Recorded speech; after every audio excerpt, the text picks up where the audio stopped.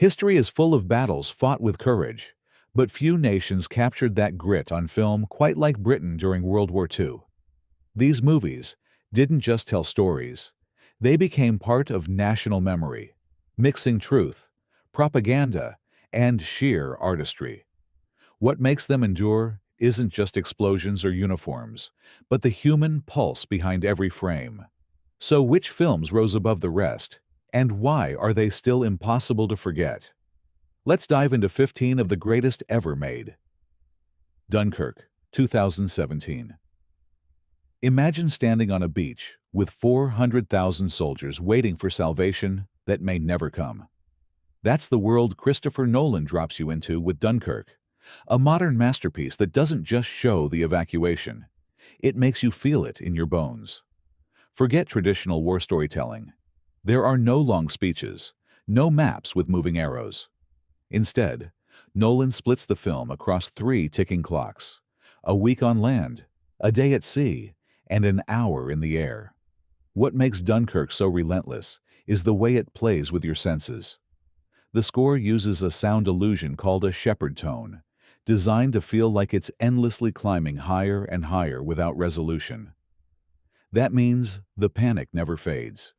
Your heartbeat feels like part of the soundtrack. And when Tom Hardy's Spitfire circles the sky in near silence at the end, it's not just relief, it's triumph, born from exhaustion. The detail is staggering. Nolan filmed with real ships and planes whenever possible, often using IMAX cameras strapped to fighter aircraft. He even choreographed extras to move like waves of stranded men, so that the human tide on screen felt crushingly real. There's barely any dialogue, but that silence is the point. War isn't always shouted, it's endured. Dunkirk is more than a film. It's a sensory gauntlet, a cinematic reminder that sometimes survival itself is victory. A bold choice to start our list, and proof that even in the 21st century, British war cinema still knows how to grip the soul. The Bridge on the River Kwai, 1957.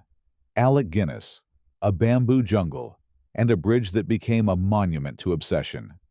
That's the haunting core of David Lean's The Bridge on the River Kwai, one of the most awarded war films ever made. But behind the 7 Oscars lies a story about the razor-thin line between duty and madness.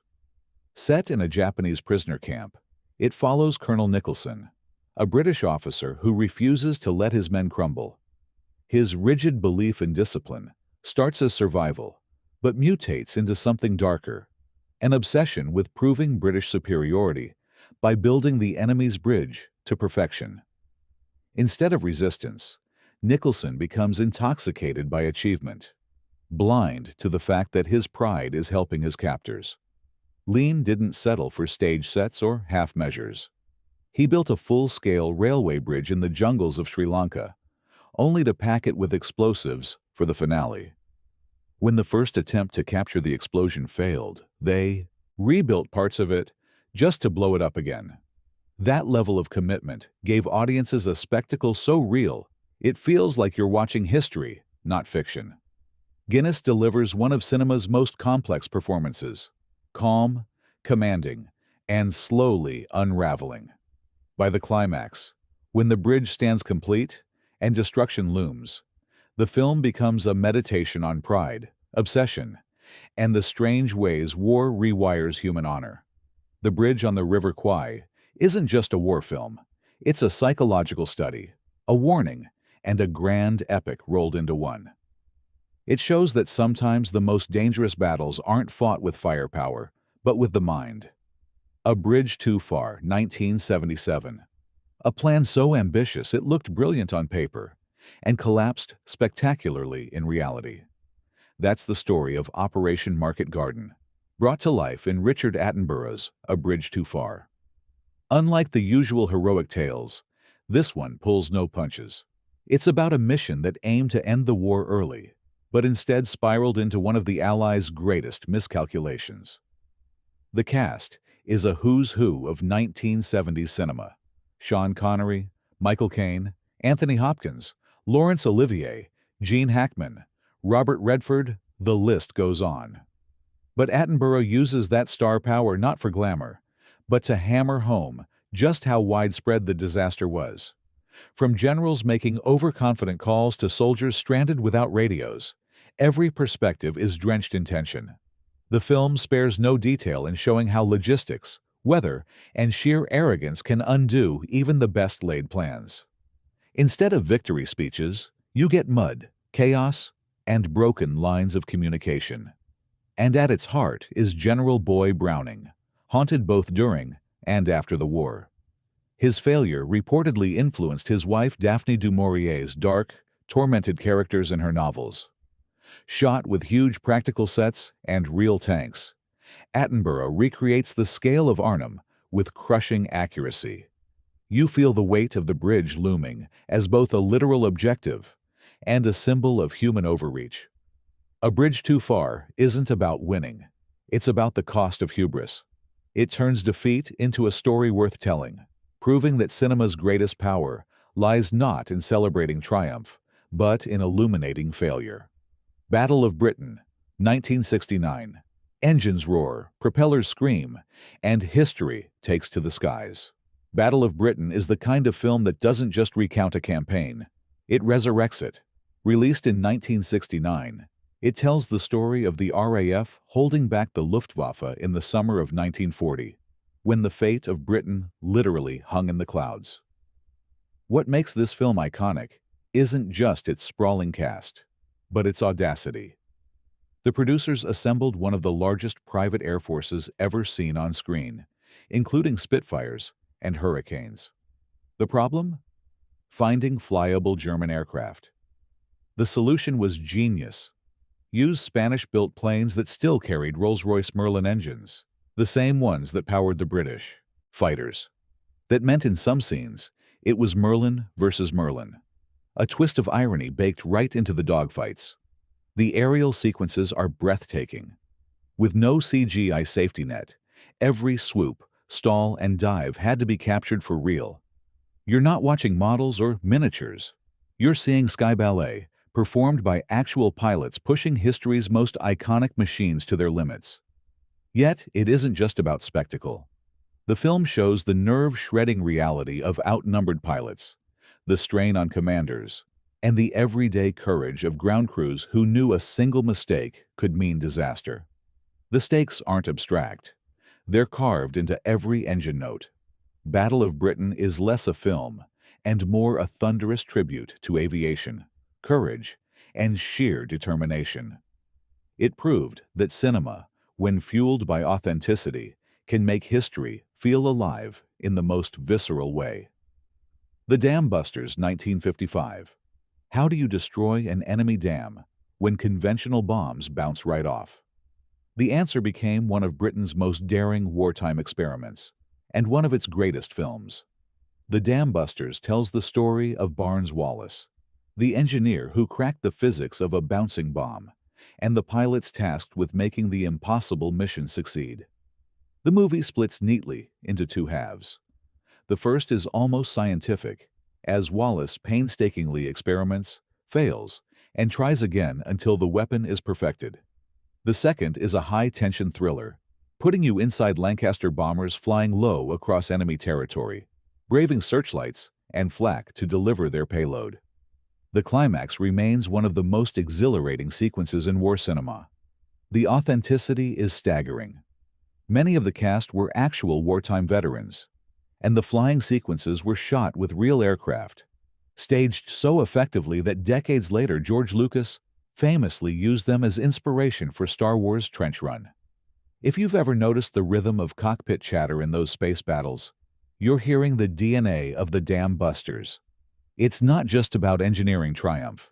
It's about ingenuity under pressure, resilience when the odds say no, and the spirit of a nation refusing to give in. The iconic theme music still gives goosebumps, a soaring anthem of brains, bravery, and persistence. The Dam Busters is proof that when human creativity meets necessity, miracles happen. It remains one of the crown jewels of British war cinema, and a story that still inspires today. The Cruel Sea, 1953. It's not the enemy you fear most. It's the endless, merciless ocean. The cruel sea strips away any illusions of glory and plunges you into the grinding routine of naval warfare in the North Atlantic. Instead of victories, medals, and triumph, you get salt spray, freezing decks, and the constant dread of submarines lurking unseen beneath the waves. At the heart of the story is Jack Hawkins as Captain Erickson, a man who isn't portrayed as heroic in the traditional sense. He's weary, tested, and slowly breaking under the weight of impossible decisions. His job isn't to win battles. It's to keep his men alive and his convoy moving through waters that could become graveyards at any second. The production took authenticity to extremes. Instead of studio tanks or safe backlots, director Charles Friend put his cast on a real corvette in the English Channel. The result? The actors spent much of filming seasick. Their green faces and hollow eyes captured unfiltered on camera. That exhaustion you see isn't acting. It's suffering. What makes The Cruel Sea unforgettable is its honesty. It refuses to dress up naval life with glamour. Its long stretches of monotony, shattered by moments of pure terror. It's men facing not just the enemy, but their own breaking points. When Erickson is forced to make the brutal decision to depth charge the very waters where his own crew are floundering, you feel the agony of leadership in its rawest form. The Cruel Sea isn't just a war movie. It's a testament to resilience, endurance, and the quiet heroism of those who carried on, despite never knowing if tomorrow would come. Sink the Bismarck. 1960. Sometimes war feels less like combat, and more like a chess match where every wrong move costs lives.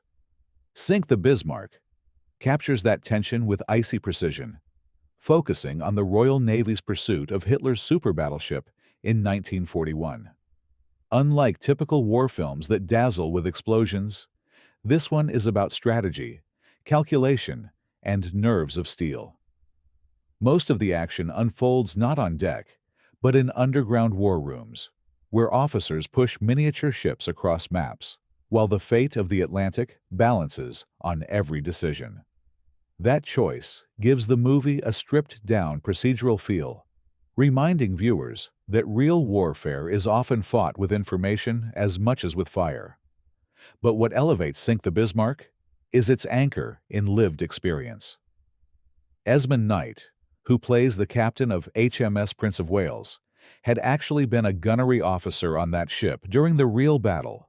He was blinded in the fight against the Bismarck, yet nearly 2 decades later, he returned to reenact the most harrowing day of his life. His presence gives the film an authenticity you can't script. The tone is taut, almost documentary-like, with an unflinching focus on the high-stakes manhunt. Every intercepted signal, every course adjustment feels monumental. By the climax, when the Bismarck finally meets its end, the relief isn't triumphal. It's sobering, a reminder of the human cost beneath the headlines. Sink the Bismarck proves that sometimes the most gripping war films are the ones that ditch spectacle for realism, offering a cold, nerve-jangling glimpse into strategy under fire. Ice Cold in Alex, 1958. Picture this: the North African desert, blistering heat, and a battered ambulance carrying a ragtag group of survivors. That's the claustrophobic setup for Ice Cold in Alex, a survival thriller where the real enemy isn't gunfire, but the desert itself. After the fall of Tobruk, a British officer, 2 nurses, and a suspicious South African officer set off across the dunes, desperate to reach safety in Alexandria. Every mile is a trial. The sand drags at their wheels, the sun burns their skin, and paranoia gnaws at their minds. Is one of them secretly an enemy agent? Director J. Lee Thompson crafted the tension like a slow boil. Scenes drag with heat and exhaustion until paranoia spikes, leaving you as parched and jittery as the characters. John Mills, who played Captain Anson, wasn't a drinker in real life, but for the iconic finale, where Anson finally downs an ice-cold lager in Alexandria. He was forced to gulp real beer under hot studio lights, take after take. His look of bliss is no performance. It's genuine relief after hours of dehydration. The brilliance of Ice Cold in Alex is how it weaponizes simplicity. There are no sweeping battlefields or epic dogfights, just human beings against an unforgiving landscape. The sand and sun become as much an antagonist as any enemy soldier. By the end, when the glass touches lips and the cold drink goes down, it's not just cinematic satisfaction, it's victory distilled. Few war films earn their payoff as honestly as this one. In Which We Serve, 1942. Imagine a movie made not to entertain, but to hold a nation together. That's the purpose behind In Which We Serve, the directorial debut of David Lean, co-created with Noel Coward. Released in the darkest days of 1942, it wasn't just a film, it was propaganda with a beating heart. The story unfolds as flashbacks told by survivors of a destroyer clinging to a life raft. Through their memories, we see the ship's journey, battles, and losses. It's intimate and emotional, designed to show Britain that endurance and loyalty were as important as firepower. Coward based the ship on HMS Kelly, commanded by his friend Lord Mountbatten. He even lifted lines from Mountbatten's real speeches, meaning some of the stirring captain's words you hear in the film were the same ones spoken on actual decks. That truth bleeds through the screen, giving the film a documentary weight. It was propaganda, yes, but not hollow. Its power came from its authenticity and its refusal to sugarcoat sacrifice. The stiff upper lip resilience, the quiet acts of courage, and the shared suffering spoke directly to British audiences who were living those same experiences. Co-directing with Lean gave the movie cinematic strength far beyond most morale-boosting films of its time. Lean's eye for detail, combined with Coward's emotional writing, produced a war film that still resonates today, not just as history, but as art. In Which We Serve is proof that sometimes the right film, at the right time, can do more than entertain. It can help a country survive. Went the Day Well, 1942. What happens when war comes crashing into your peaceful little village? Went the Day Well answers with a chilling twist that shocked wartime audiences. Instead of focusing on soldiers, it follows the people of a sleepy English village as they're suddenly invaded, not by bombs, but by German paratroopers disguised as British troops. At first, the intruders blend in. They seem polite, disciplined, even helpful. But as the villagers begin to suspect something's off, the postcard-perfect countryside curdles into a battleground. Neighbors pick up axes, shotguns, and whatever they can find to fight back. Suddenly, ordinary citizens are transformed into desperate defenders. What makes the film so powerful is its subversion. Ealing Studios, best known for light-hearted comedies, delivered a film that was anything but comforting. Audiences expecting a gentle drama were stunned by the violence and intensity. For many, it was the first time cinema suggested that invasion could feel so close, so personal. The movie was filmed in the real village of Turville, whose residents were reportedly unsettled when they saw their homes turned into sites of bloody struggle on screen. That shock was deliberate. It was propaganda designed to shake audiences awake and remind them that war could reach their doorstep. Today Went the Day Well stands as a chilling reminder that courage isn't limited to the battlefield. Sometimes it's found in quiet lanes, among shopkeepers and farmers, when everything familiar suddenly becomes a front line. A Matter of Life and Death, 1946. What if survival itself was an accident, and the universe demanded you justify it? That's the extraordinary premise of A Matter of Life and Death, a Powell and Pressburger classic that blends wartime reality with cosmic fantasy. It begins with an RAF pilot leaping from his burning bomber without a parachute. By all logic, he should be gone. But in a celestial twist, The angel sent to collect him misses his mark in the fog. The pilot wakes alive on the English coast and falls in love with an American radio operator who guided his final words. Suddenly, heaven and earth collide as he's summoned to argue for his right to live in a cosmic court. The film is a marvel of visual imagination. The earthly world is in lush technicolor, while the afterlife is shot in stark black and white, creating a striking contrast. The iconic Stairway to Heaven was a massive escalator built on set, terrifying the actors who had to ride its 106 steps with no handrails. What makes the movie resonate isn't just the fantasy, it's the timing. Released after the war, Britain was a country battered, grieving, and desperate for stories of second chances. This film gave them exactly that, reminding audiences that love, humanity, and hope could still win, even in the shadow of war. Even Martin Scorsese has called it a revelation, passing it around like contraband when he first saw it. A Matter of Life and Death remains one of the most beautiful and daring war-inspired films ever made, not because it shows combat, but because it argues for the very value of life itself. The Life and Death of Colonel Blimp, 1943. He's pompous, outdated and stubborn, but also deeply human. Colonel Blimp is one of the most complex characters ever created by Powell and Pressburger, and his film isn't just a war story.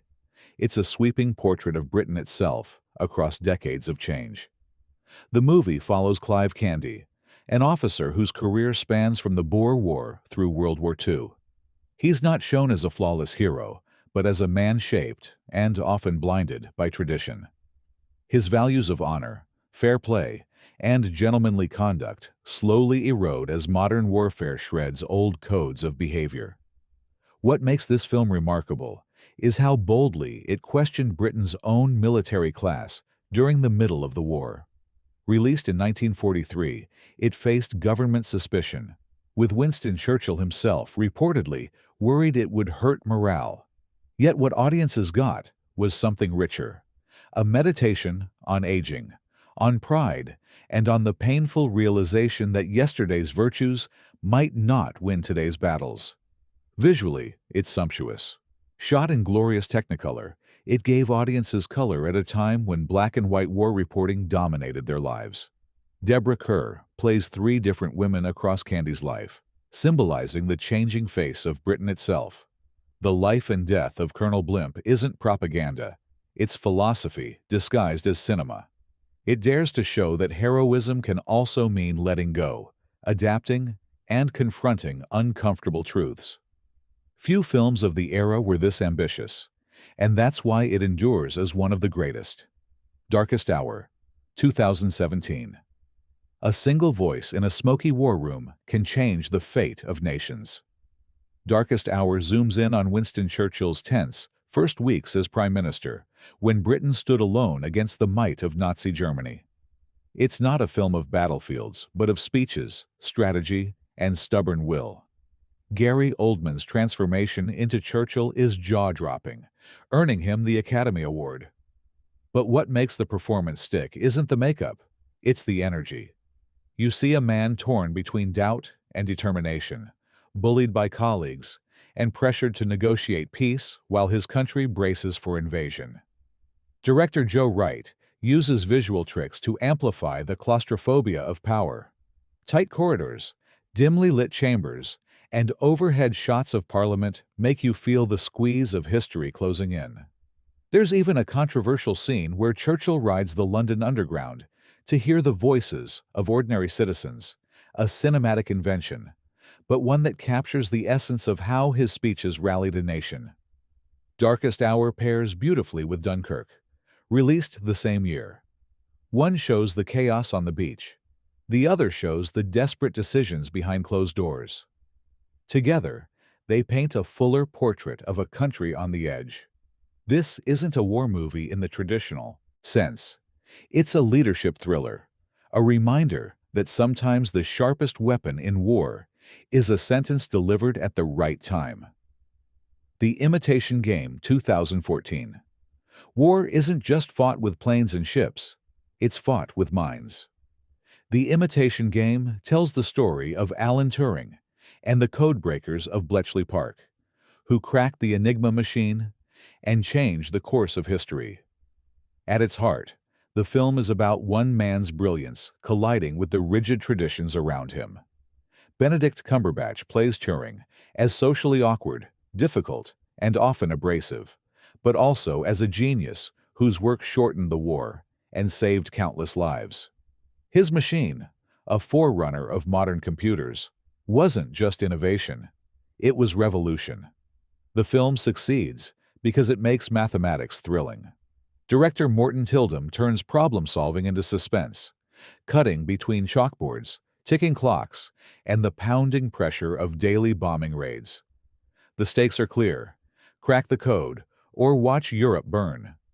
While the movie compresses history and takes liberties for drama, its emotional truth hits hard. The secrecy of Bletchley Park meant that Turing's role wasn't widely recognized for decades, and the film reclaims him as one of Britain's most vital wartime figures. The Imitation Game is a war movie without trenches or skies full of aircraft.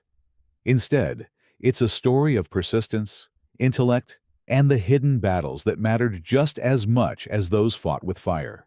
It proves that sometimes the quietest victories are the loudest in the long run.